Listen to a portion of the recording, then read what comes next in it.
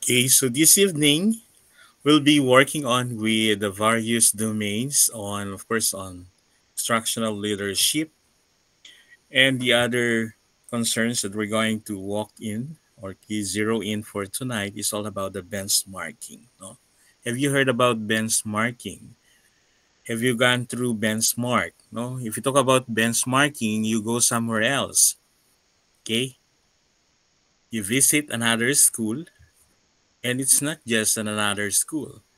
The school or the institutions that you're going to visit should be the level 4 or level 3 practicing schools because it's where you're going to look into no their expertise or their line of interest and the center of excellence when it comes to the implementation of the various programs and projects. So benchmarking is a good way for you to compare your own performance to that of the others in order to determine your area of improvement. So makikita mo at mako-compare mo po kung ano pa yung mga kailangang ma-improve or anong mga innovations na nandoon sa school na yan, why they are called the center of excellence. Okay? Or they are performing at peak. Okay? And it's important because it provides us with valuable information that you can use. For example, to identify the strengths and weaknesses. What are your strengths and weaknesses as a school leader? You can find that in your school-based management. So makikita mo sa kanilang SBM, what are the things that you really need to work on, no? And strengthen based on the report or presentations that they did, and of course on the various visits that you've conducted in the within the school, no? So makikita mo yung results, okay, even the testimony of the teachers, the community, and the parents, along with also no, yung revelation ng school head na yon na nandun, no? So we could compare against others, organizations could determine where they excel and where they need to improve, okay? Another one that we're going to look into as a valuable information is on the drive of innovation. Talk about drive innovation is seeing to what others are doing. Okay. Well, can spark new ideas and inspire organizations to try new things. Okay. What's new in that school? Okay. If you think that all schools have the same innovations or same implementations of the various programs and projects, that's not true, no? Because other schools have their own way to improve performance. There are also other programs and projects that would benefit both on the teacher and, of course, mostly on the learners, even on the physical setup of the school. Okay. And of course, to set goals, no? Benchmarking can provide a baseline against the whole progress that can be measured and helping organizations set and achieve goals. Okay, you may ask with the school head what had been met, no, and what are their goals and visions that they want to attain, so that in the long run their school will still manage to maintain, no, their status as level 4 or level 3. And of course, you can improve also your performance in your respective schools, no, by understanding their best practices of others. Organizations can make changes that lead to an improved performance in your own respective school. You can even surpass their expectations kasi nakakita ka ng bago doon and you could imitate or even even strengthen and improve those you took note of the various goods or innovations that they had. Okay. And of course, to foster collaboration, benchmarking can bring organizations together to share information and you could learn from each other. Okay. It's not just about what you've seen, but you can also share Sa amin ganito din yung improvement na ginawa ko, no? So as the school head that you've been visited could also learn from what you've been saying, and to that school head also or other teachers sharing also their practices and what are their strengths. So there is a collaboration between you and the one that you've been visited. Okay. And what are the purposes of benchmarking in the Department of Education? The purposes of benchmarking is to evaluate the educational institutions, the programs, or the systems by comparing the performance to establish standards or best practices in order to identify areas for improvement and facilitate a continuous quality improvement. Okay, it's sharing. It's benefit of sharing with one's practices. And of course, when you join, as I said, kailangan may impact yung pupuntahan nyo doon na school. Meron kayong mag-gain na something that's new, something that's innovative, something that is actually a best way to gain no fresh ideas. Now, how can benchmarking be used to improve the student learning outcomes? A. It's by providing the insights into areas where improvement is needed and enabling institutions, programs, and systems to identify and adapt the best practices. This can also involve the comparing of academic performance data of the school, the instructional strategies, or resource allocation, among other factors. So the goal is to use this data to drive evidence-based decision making that leads to increase the student achievement. So if the school that you've been visited is gaining high performance when it comes to their national achievement tests, in terms of their ELNA and exit assessments, then you can ask what are their secrets to success, no? What are their uh, programs and projects being implemented to heighten, no, their scores in these various areas. What are the common measures used in educational benchmarking? Okay, these are some measures. You can have performance data such as the test scores, the graduation rates, or the various performance indicators, program outcomes, okay, resource allocations, the student demographics, such as the race, economic status, and others.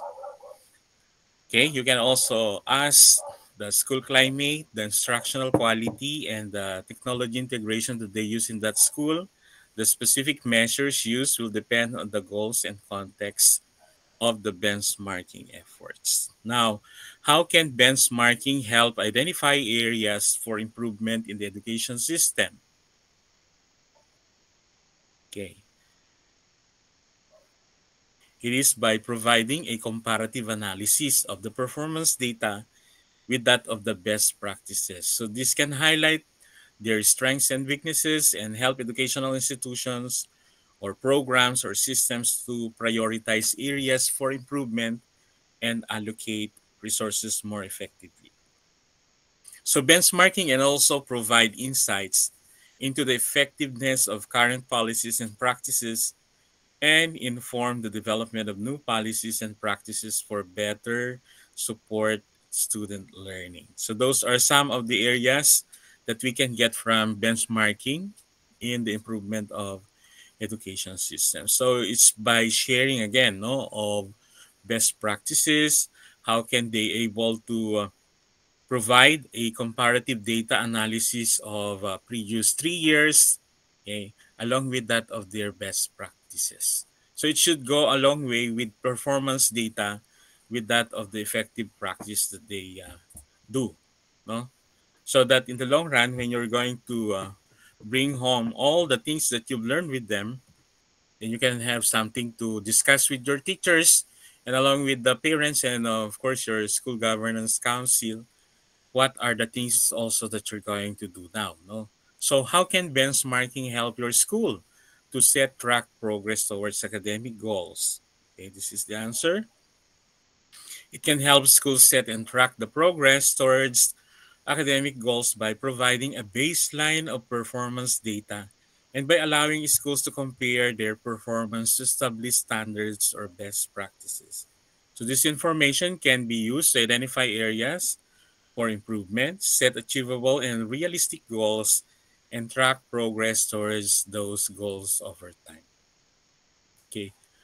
So by looking into the good practices of the defined school, no, the best school or the most effective school, then you can have something to share. Yeah.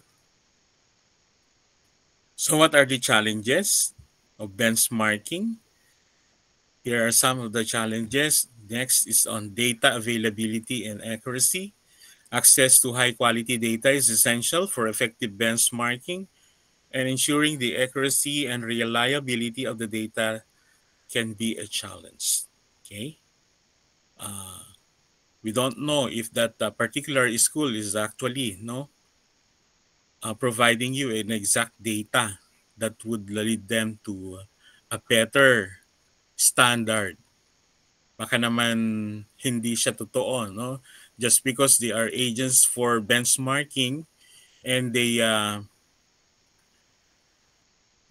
sanitize the data just to provide you with the very good and the most standard way of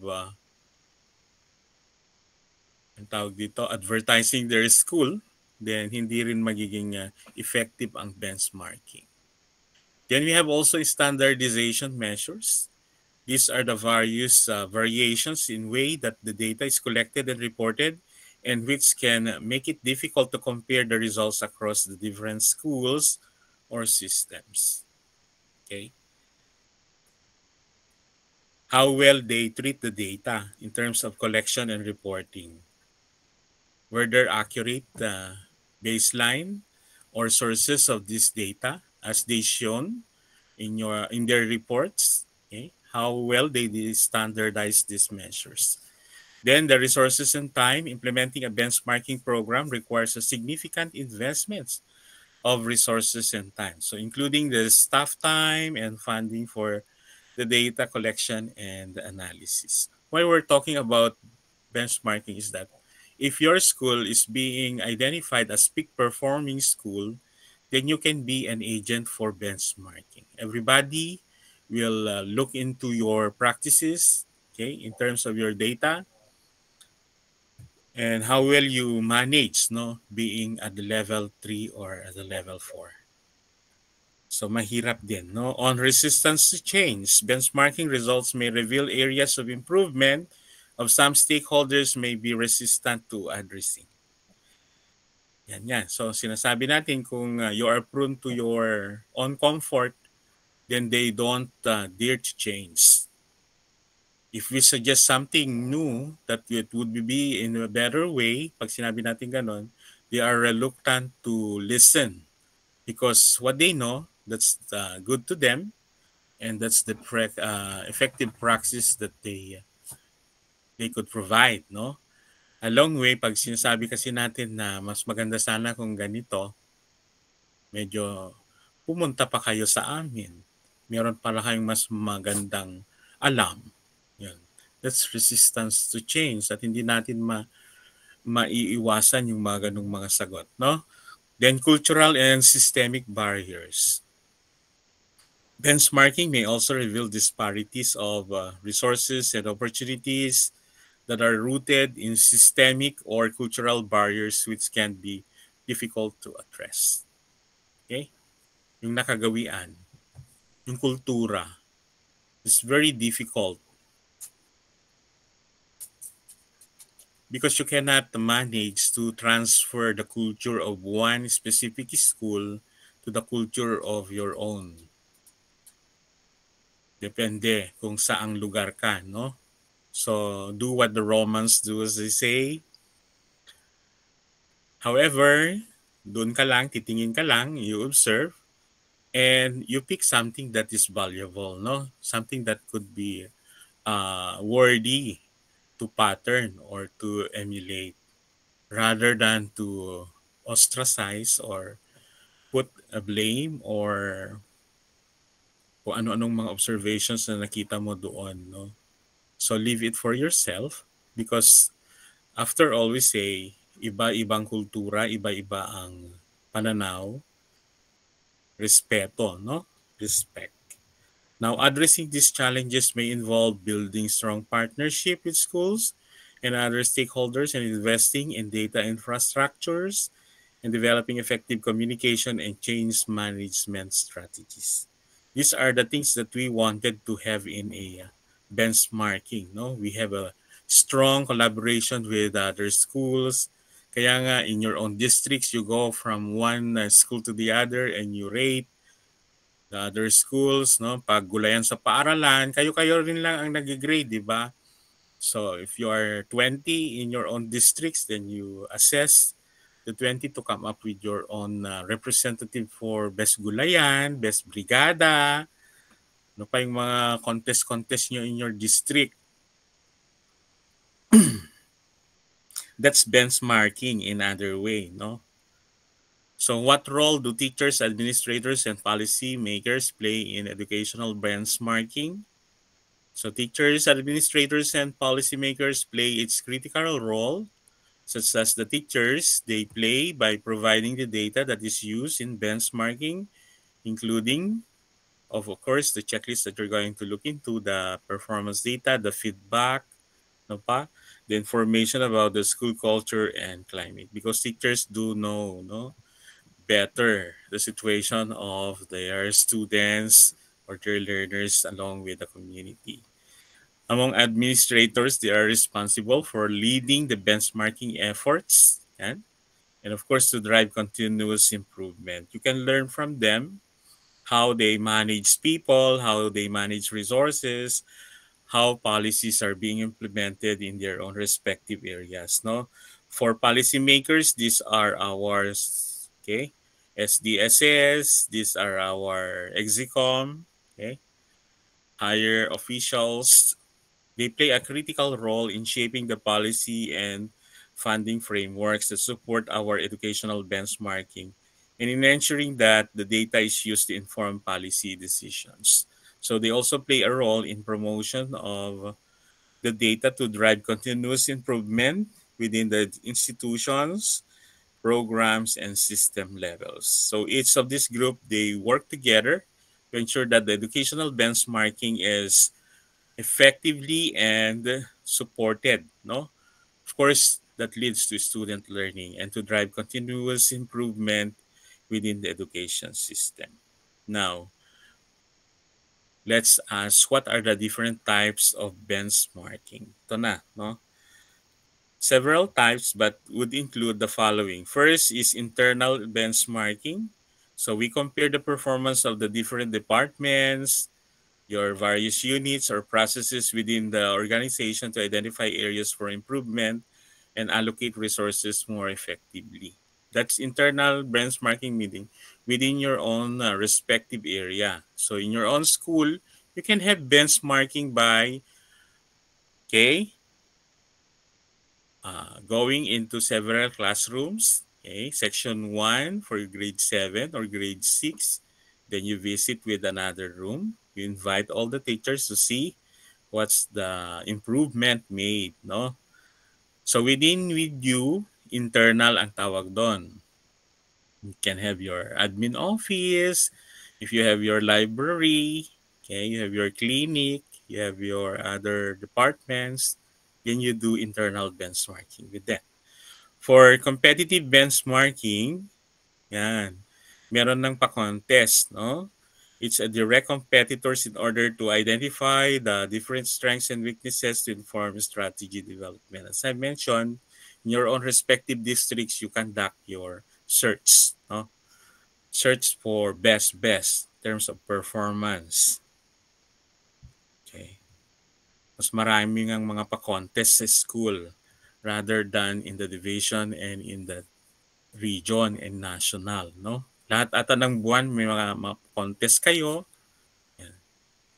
B, use benchmarking in a good process, no? Then functional benchmarking, we're comparing the performance of organization in a specific functional area.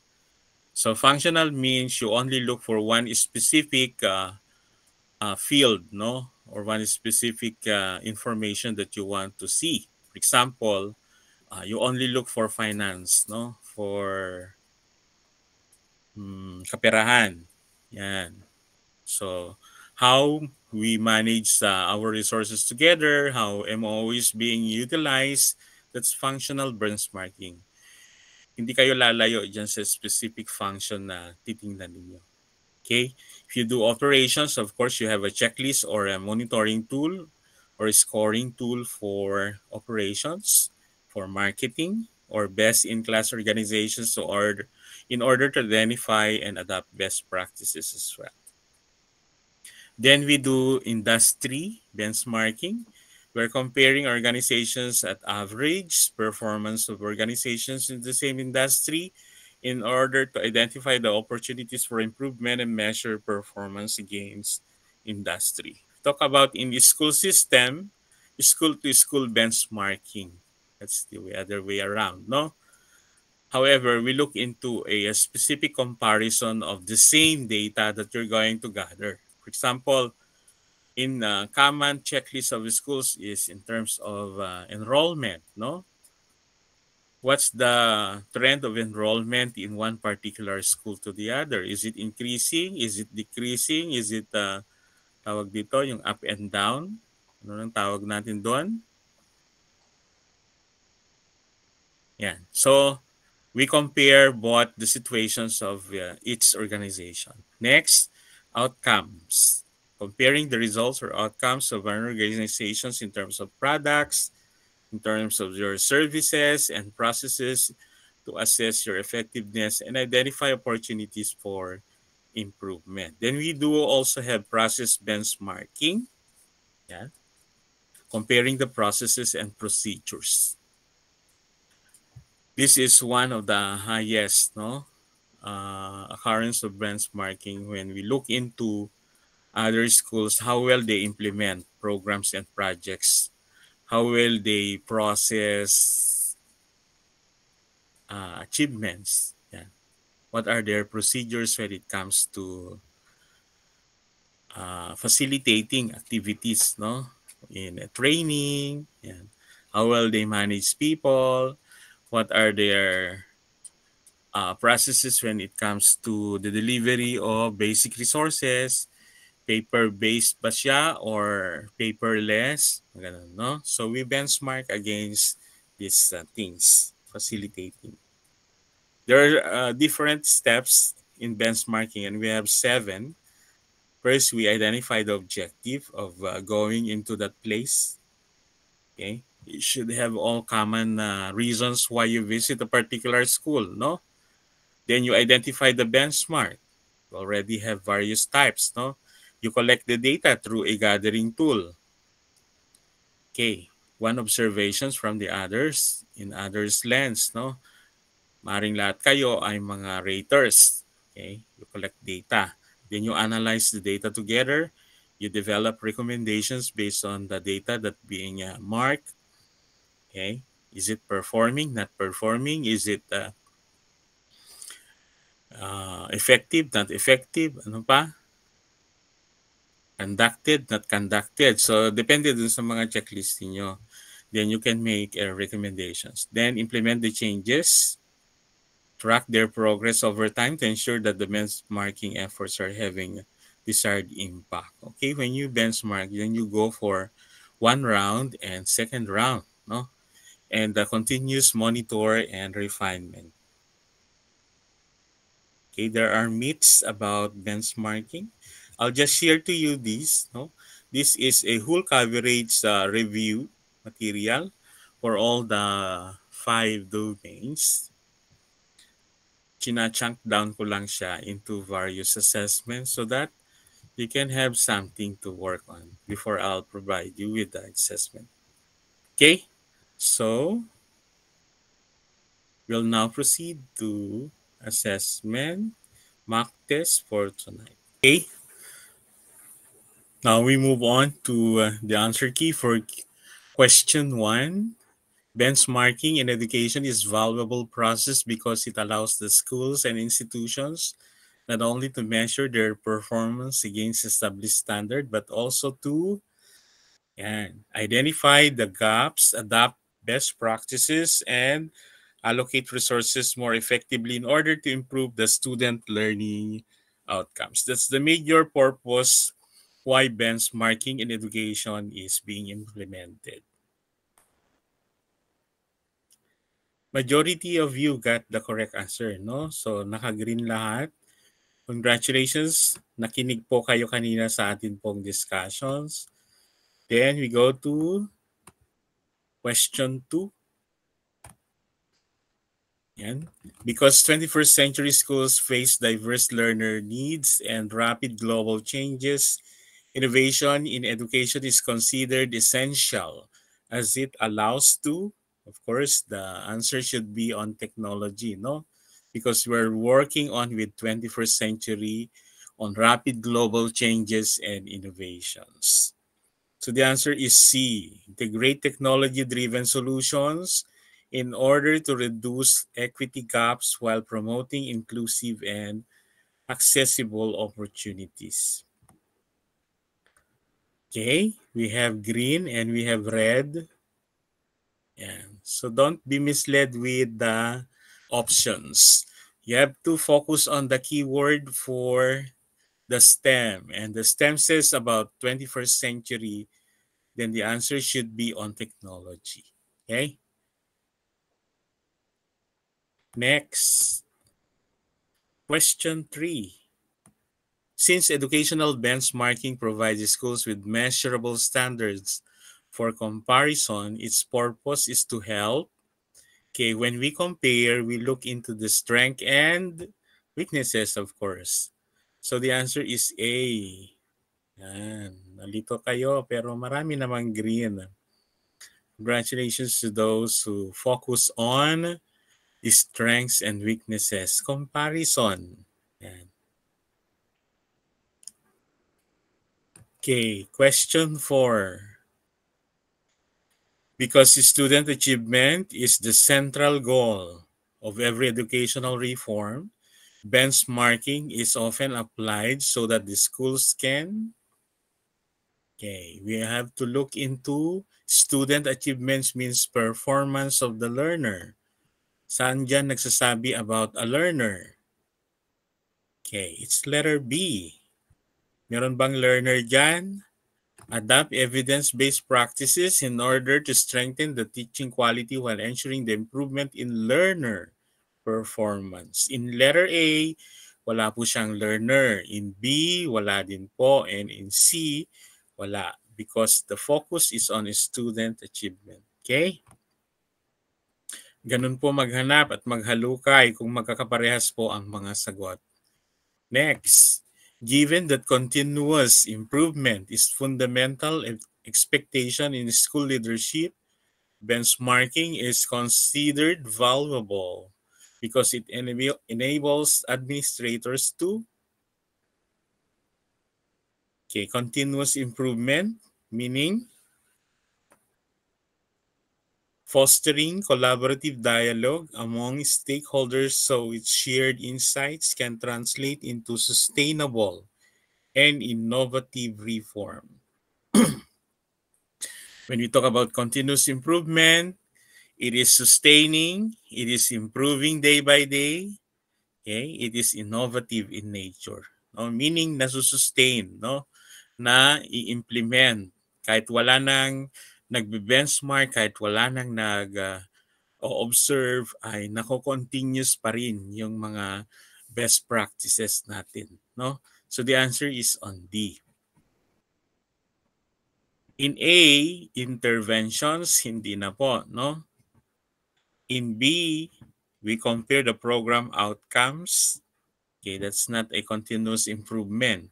Sustaining po ang term ng continuous. Generate reliable performance data to guide decision making.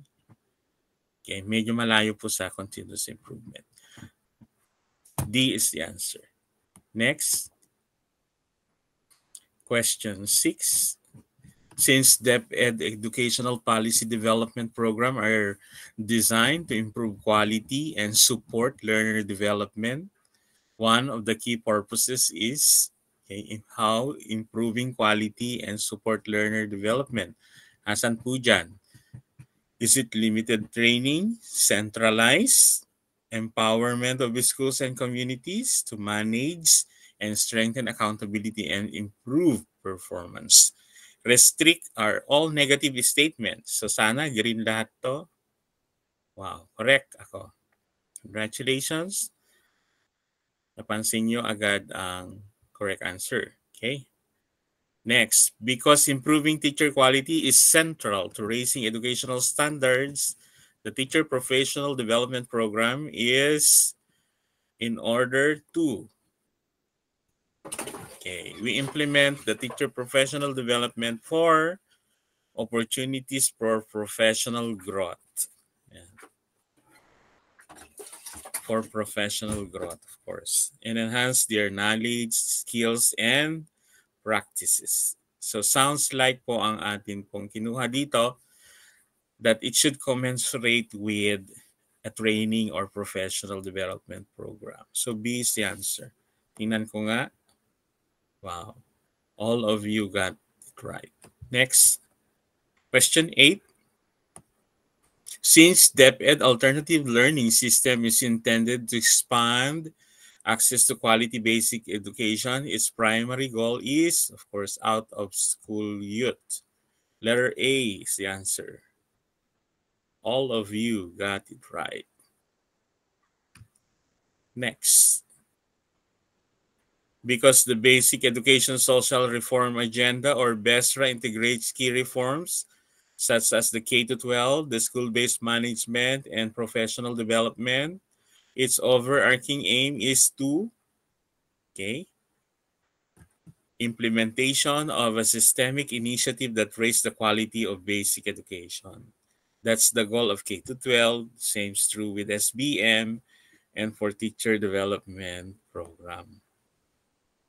All of you again got the correct answer.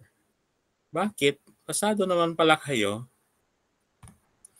Since DepEd educational policy programs are intended to create a long-term impact, their implementation contributes to school kapag long-term and sustainable. So integrating reforms across access, governance, and teacher quality. So meaning that's the long-term goal that we are looking for, no? Improvement of learning outcomes, in terms of learning access, in terms of governance. B, ang full detailed about long-term impact. Meron mga answers dyan na short-term in nature. However, we're looking into the end goal of education. And that is improvement. No? Tingnan natin. Okay? Hati ang sagot. Question 11. Because DepEd's Teacher Professional Development Program is designed to elevate instructional practice, it is strengthened the education system by, okay, sounds like, nangangamoy sagot, equipping teachers with advanced pedagogical skills and updated methodologies so that classroom instructions directly enhance the student learning achievement. Okay? Why we go into a training? Because we want to advance the pedagogical skills of your teachers. Correct. Okay? Majority, however. Next, question 12. Since program design ensures that DepEd initiatives remain responsive to learner needs, the first step in designing curriculum is first conducting needs-based. That's the always first one, no? So let's see. Needs analysis. Not to start with monitoring, not with start with strategies, not even evaluation, no? The start is needs. 13. Because the program design process moves from assessment to action, the step follows an identification of, okay, assess into action, needs to action is set first the goal, or objective so that the program has a defined direction and the action is measurable targets for success. Okay? That's actually the way we assess and in the improvement of the action. No, we set the goal and we target the goal. That's letter B. However, majority ang nakasagot ng green. Next, question 14. Since the program design cycle ensures that goals are transformed into practice, the phase that translate plan into action is called instructional designing, that creates strategies and materials that are responsive to the diverse learner needs. Okay, this phase will now translate your plan into actions through various integration of strategies and materials.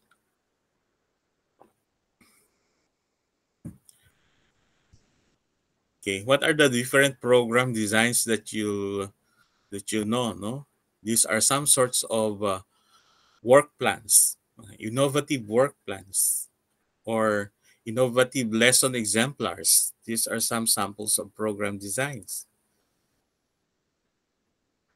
Okay, medyo nalito tayo dito.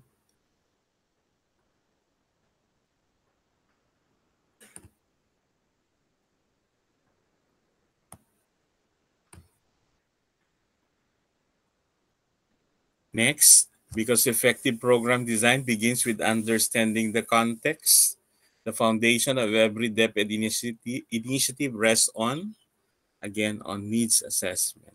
Okay, always the start, no? Begin, start, initial is needs.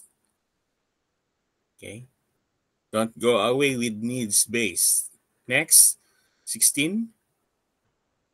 When a school is in a remote barangay that found to have a classroom with leaking roofs and no proper sanitation facilities, the school head initiated coordination with LGU and DepEd regional office to request for infrastructure report support. This situation demonstrates the application of which input course, that is basic education facility program, not about textbook, not about computerization or job embedded.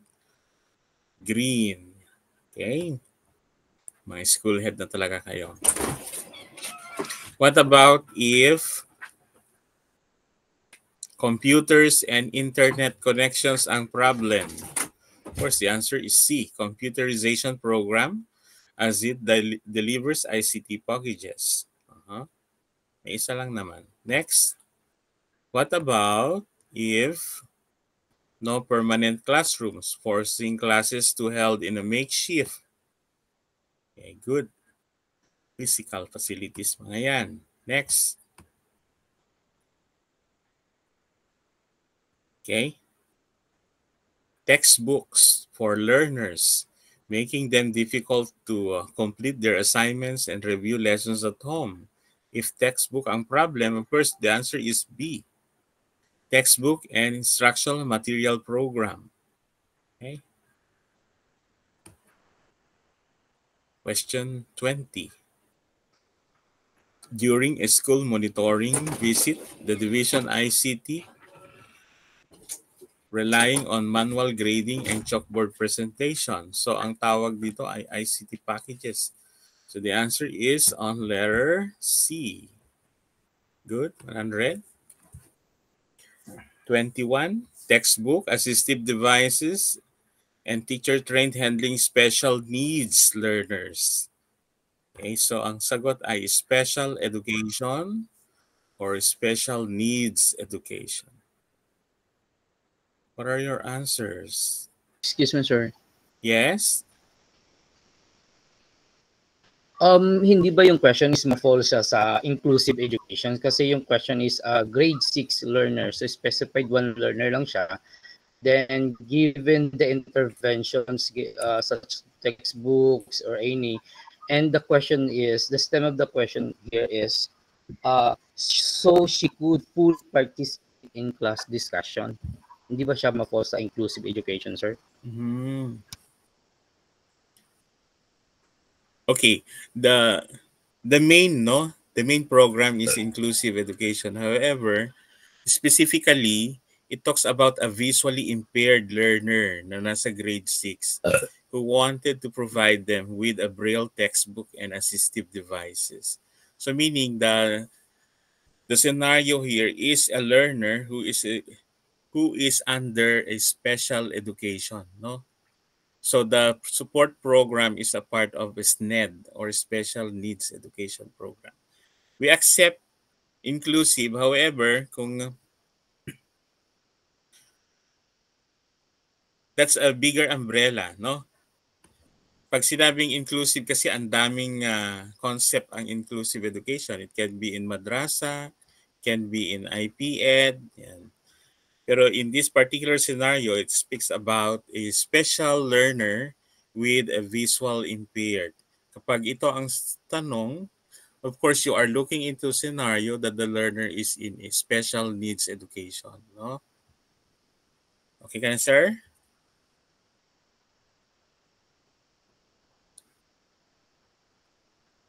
Hello, sir? Thank you po, sir. Thank you po. The mother program is inclusive education. Pero kung wala doon sa options naman ang inclusive education, you look into the specific answer. Sa final exam naman, wala namang filling the blanks doon. It should always be in a STEM with 4 options. No? Ginagawan ko lang kayo ng strategy so that you'll know the keywords. Okay? Don't you worry, this will not be a STEM-like exam. Ang strategy ko dito ay you should know the keywords. Ha? Hindi ko kayo tinatakot na ito pala ang type of exam. No, this is another strategy for you to look into the keywords. And bends with the keywords na kapag visually impaired ang bata, of course, definitely siya naka-enroll sa special needs.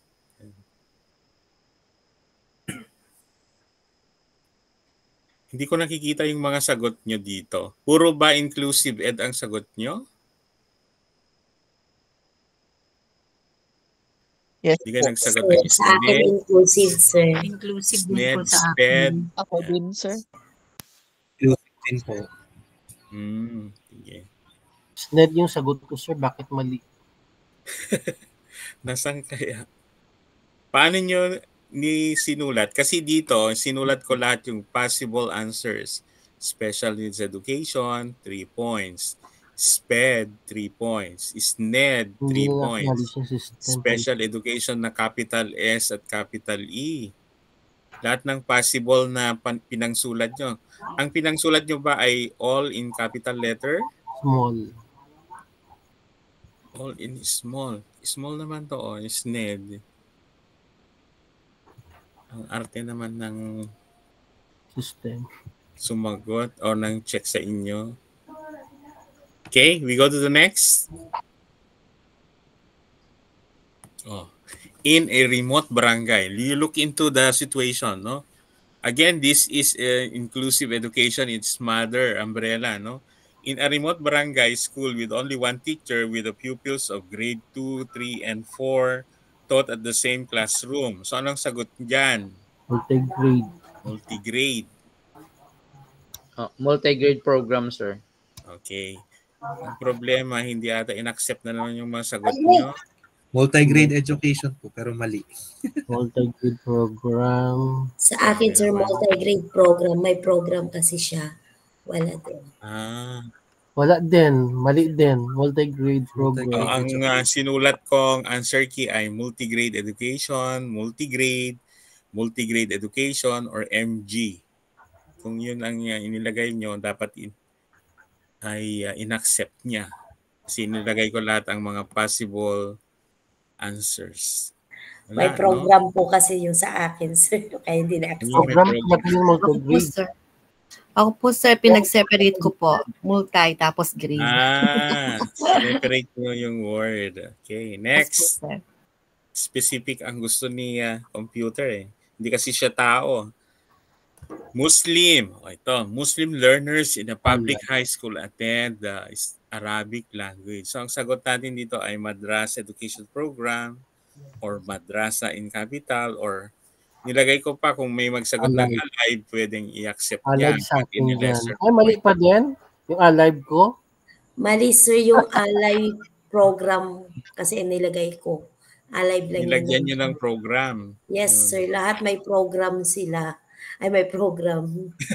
Sayang. Program talaga yan ng DepEd. Hindi mo yan project.